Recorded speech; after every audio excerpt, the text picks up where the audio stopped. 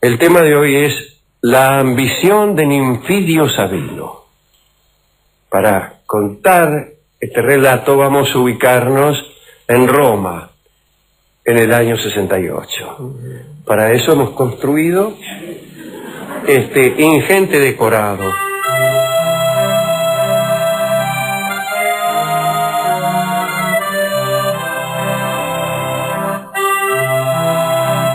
Pero no Roma en 1968. Roma en el año 68. No sabemos muy bien cómo era la música romana, Dios libre y guarde, ¿no? En el cine, cuando no saben cómo era una música, últimamente siempre meten una quena.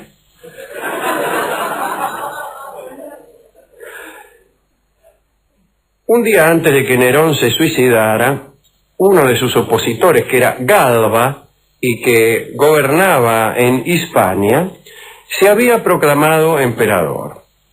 Aunque había desafiado a Nerón con esa proclamación, la verdad es que Galba esperaba ansioso que algo sucediera. Por ejemplo, que Nerón se muriera, lo mataran, o que fuera enviado lejos de Roma. El nombrarse emperador era un modo de apurar al gobernante débil. Pero Galba había resuelto esperar un cacho a ver qué sucedía en Roma. Un día después de la muerte de Nerón, un liberto de Galba, que estaba en Roma, que se llamaba Iselo, marchó a Hispania para contarle a su señor, a Galba, lo que había sucedido. Para decirle, mire Galba, está todo bien, vaya. Recorrió el trayecto en solo 7 días. Galba lo escuchó escéptico, porque no podía creer que el liberto hubiera empleado solo ese tiempo para llegar desde Roma a Hispania, un trayecto que por entonces demandaba por lo menos 10 jornadas. A los 2 días, cuando llegó un segundo mensajero y confirmó las noticias de Iselo, Galba festejó. Aunque ya era emperador, no se apresuró a abandonar Hispania. Prefirió que la situación en Roma se apaciguara. Prefirió dejar que la situación en Roma se apaciguara. En la capital, el pueblo se había lanzado a las calles y se vengaba de los adeptos de Nerón, a quienes nadie protegía de los linchamientos. Ahí estaba Espículo, un gladiador, que fue atado en el foro y colocado a los pies de una colosal estatua de Nerón, que fue luego derribada sobre el mismo Espículo, que naturalmente procedió a morir aplastado. Aponio, un hombre que había actuado como delator, fue obligado a acostarse en la calle y entonces le pasaron por encima con unos carros cargados con piedras. Pero además vivía en Roma un hombre llamado Ninfidio Sabino, que era el comandante de los pretorianos, es decir, una autoridad importante, y a quien se lo consideraba el verdadero hacedor de emperadores. En esos momentos tan confusos que solían suceder a la muerte de un emperador, la Guardia Pretoriana tenía una gran importancia. Se hacía cargo del orden en ese instante y ahí casi era el único poder. Los ejércitos solían estar lejos. La guardia, claro, era la guardia del emperador cesante, pero podía darse vuelta y prestar su apoyo a cualquier intrigante de palacio. Así sucedió, por ejemplo, cuando Claudio sucedió a Calígula. Estaba Claudio, que era el tío de Calígula, escondido por ahí atrás de una cortina. Calígula había sido asesinado hacía pocos minutos y los de la guardia levantaron en andas a Claudio y lo proclamaron prácticamente emperador. Quiere decir que en ese sentido se consideraba al comandante de los pretorianos como un hacedor de emperadores. El caso es que Ninfidio Sabino oficialmente respaldaba a Galba, que todavía estaba en Hispania, pero según Plutarco, el autor de Vida de los 12 Césares, sí, Sabino estaba convencido de que Galba era un hombre que dada su edad no tendría fuerzas para hacerse transportar hasta Roma desde Hispania. La verdad es que Ninfidio Sabino quería ser emperador y había promovido a Galba, a quien él suponía un anciano enfermo, para sacarlo después con facilidad y proclamarse él mismo al frente de Roma. Tranquilo entonces, Ninfidio Sabino empezó a trabajar en su plan, siempre mientras Galba estaba lejos. Organizó banquetes a los que eran invitados hombres influyentes, consiguió de ese modo que el Senado lo nombrara benefactor del pueblo. Así que todas las mañanas una delegación del Senado le ofrecía sus respetos frente a su casa. He ahí una manifestación de vana pompa, pero que producía su efecto político. Es aquí un ejemplo de cómo el símbolo influye sobre la cosa. De todos modos tenía su gracia, ¿no? Que todas las mañanas vinieran a jorobarlo para presentarle respetos un grupo de adulones. Imagina usted que todas las mañanas, a las 8 de la mañana, le tocaran el timbre para presentarle respetos en virtud de su nombramiento como benefactor del pueblo. Por eso, bien, ya hablaremos otro día de esto.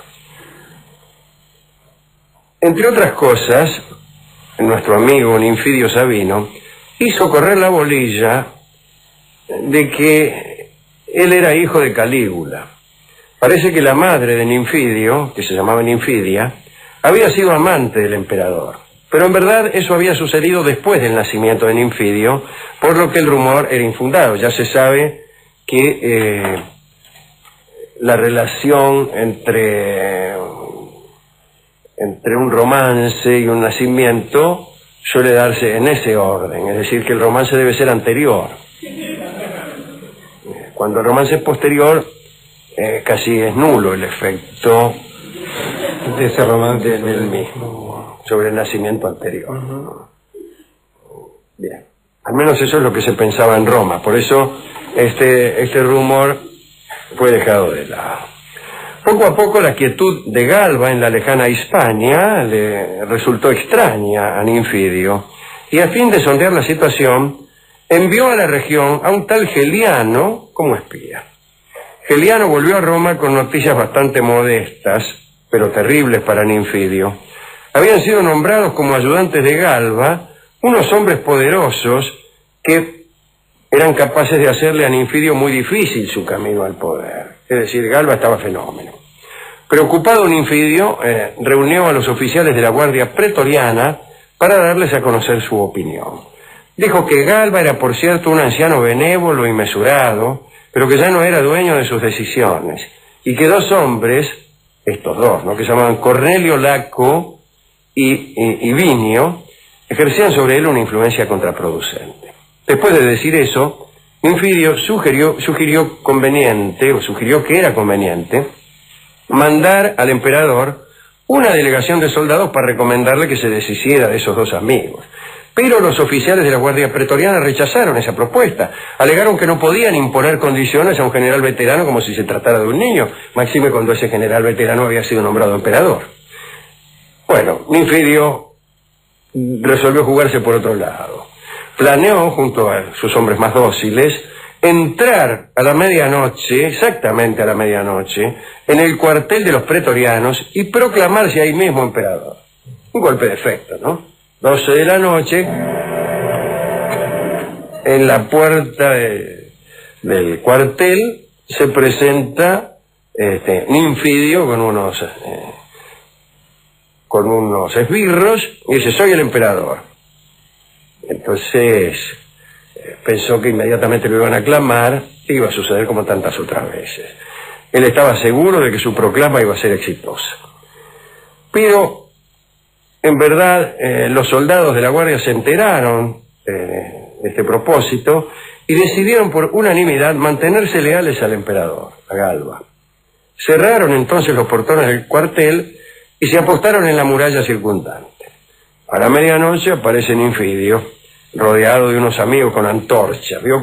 Cuando uno quiere proclamarse emperador, lo primero que hace es conseguirse unos amigos con antorchas.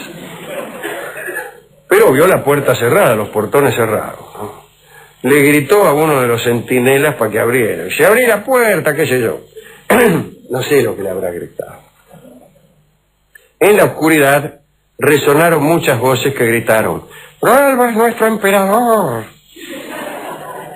Ninfidio, imagínense, aterrado, detrás de esa columna apareció justamente uno. Dice, ¡Galba es nuestro emperador, emperador! Era uno que decía las cosas más lento.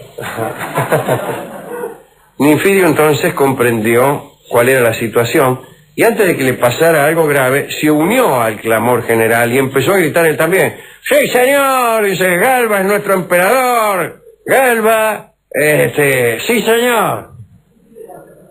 Entonces el portón se abrió, porque alguno de adentro habrá creído que venían a plegarse a la manifestación.